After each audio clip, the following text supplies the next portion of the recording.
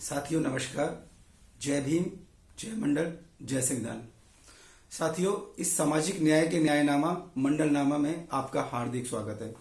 साथियों, आज देश के लिए बहुत ही महत्वपूर्ण दिवस है क्योंकि आज से ठीक 72 साल पहले 26 जनवरी 1950 को हमारे देश का संविधान लागू हुआ था। तो आज हम बात करेंगे अपने संविधान पे। आज का दिन हमारे लिए क्यों महत्वपूर्ण है।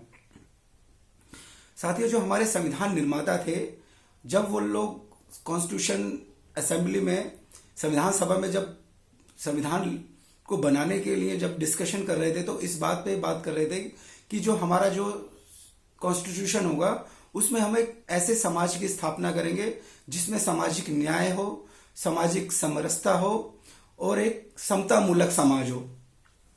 साथियों, सामाजिक न्याय का मतलब है एक ऐसे समाज की स्थापना करना जहां पे सामाजिक आर्थिक विषमताएं मिनिमम हो, सामाजिक आर्थिक विषमताएं न्यूनतम हो, तथा इसके साथ साथ देश के जो संस्थान हैं, देश के जो संपदा है, उस पे सभी लोगों का बराबर अधिकार हो। साथियों, जब ये देश आजाद हो रहा था तो इस देश की आजादी में पिछड़ा, गरीब, दलित, मजदूर, किसान सब लोगों ने बराबर क्या हिस्सेदारी लिया था। तो जिस समय संविधान बन रहा था तो हमारे देश के संविधान निर्माताओं ने ये सोचा कि भाई इन लोगों ने भी इतनी कुर्बानियां दी हैं तो देश में इनको भी जो है अधिकार मिलने चाहिए। तो तीन जो बिंदु थे, सामाजिक समरसता, सामाजिक न्याय और समता मूलक समाज, इसको लेके देश के संविधान की स्थापना करी गई और 26 जनवरी 1949 को ये संविधान जो है एडॉप्ट हो चुका था। बट इसको एक साल बाद 26 जनवरी 1949 को जो है लागू किया गया। साथियों, संविधान को समझने के लिए आपको ज्यादा दूर जाने की जरूरत नहीं है। संविधान को समझने के लिए इसका जो प्रारूप है, इसका जो प्रियम्बल है, अगर हम उसको समझ लेंगे तो पूरा का पूरा संविधान हमें समझ आ जाएगा। तो साथियों, मैं आज अपने संविधान की प्रस्तावना को पढ़ता हूं और उसके जो छोटे छोटे बिंदु हैं उस पर मैं आपको बताना चाहता हूं। तो हमारा संविधान ने जो कल्पना करी थी वो इस तरीके से करी थी कि सबसे ज्यादा जो शक्तियां हैं, सबसे ज्यादा जो ताकत है, हम अपने देश के लोगों को दें।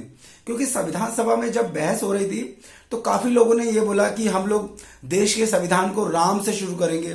कुछ बंगाली जो पीपल थे या जो लेफ्ट पार्टी के लोग थे, उन्होंने बोला कि हम लोग संविधान को जो है देवी माँ से शुरू कर देंगे या दुर्गा से शुरू करेंगे।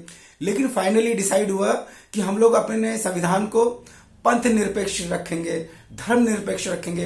हम अपने संविधान में किसी भी जाति का, किसी भी धर्म का, मतलब किसी भी जाति का और किसी धर्म को नहीं आने देंगे। हम अपने संविधान में जो सबसे ज्यादा ताकत है वो अपने देश के लोगों को देंगे। इसलिए साथियों, जब हमारा संविधान अगर आप पढ़ेंगे तो उसकी जो स्टार्टिंग होती है वी द पीपल से होती है, हम लोग से शुरू होती है।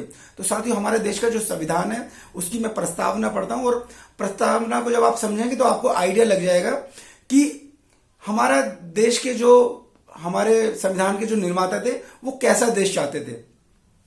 तो साथियों, हमारे देश की प्रस्तावना कुछ इस तरीके से है।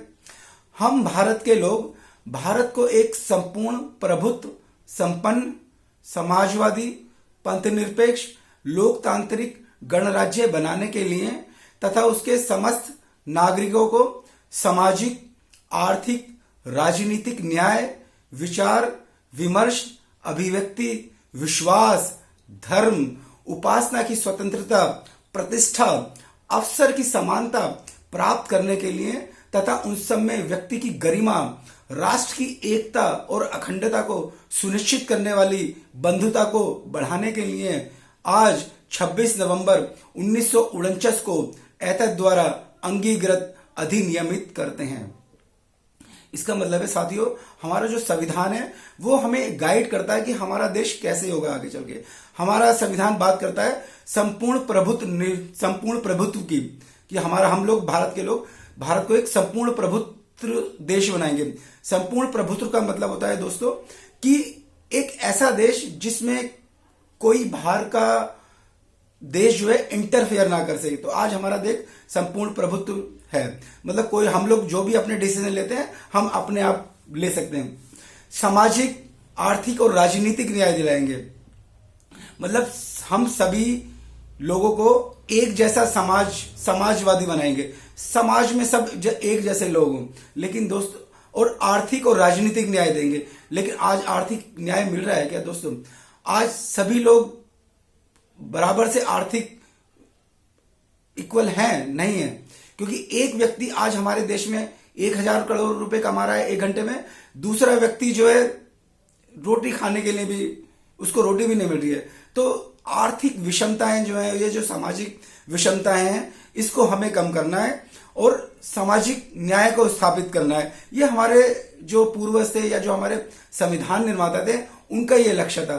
तो साथियों, ये हमें सोचना होगा कि आज हमारा देश कहां पहुंच गया है। क्या आज हमारा देश समतामूलक समाज है? क्या सामाजिक न्याय हमारे देश में सब लोगों को मिल रहा है? क्या हमारे देश में सब लोगों को बराबर के अधिकार मिल रहे हैं? नहीं मिल रहे हैं। तो आज हमें फिर से एक बार सोचने की जरूरत है कि साथियों, सभी बहुजन समाज के लोग, चाहे वो एससी हों, चाहे एसटी हों, चाहे ओबीसी हों, माइनॉरिटी हों, और चाहे कमेरा लोग के जो लोग हैं, वो सब एक साथ आएं और सामाजिक जो हमारा भाईचारा है, समतामूलक समाज को बढ़ाएं और इस देश को आगे बढ़ाने में मदद करें। क्योंकि जब तक देश का जो नीचे का तबका है, वो जब तक साथियों एक साथ नहीं आएगा, तब तक देश की तरक्की नहीं हो पाएगी। अब आप मानिए कि मेरी 2 आंखें हैं, मेरे 2 हाथ हैं, एक नाक है, एक मुंह है। अगर मैं अपनी नाक को लंबा कर दूं तो क्या मैं अच्छा लगूंगा? आगे आपका चेहरा अच्छा लगेगा? नहीं। इसी तरीके से देश में जब सभी समाज के लोग हैं, जब तक वो ताकतवर नहीं बनेंगे, जब तक सब लोग बराबर नहीं होंगे, तब तक देश कभी भी तरक्की नहीं कर पाएगा। किसी भी देश को तरक्की करने के लिए सभी को बराबर का ताकतवर होना या सभी को जो है डेवलपमेंट होना बहुत जरूरी है। और जब तक देश में लोग डेवलप नहीं होंगे, तब तक ये देश कभी भी डेवलप नहीं हो पाएगा। तो साथियों, आज इस वीडियो को यहीं समाप्त करते हैं। जय मंडल, जय भीम, जय संविधान। बहुत बहुत नमस्कार।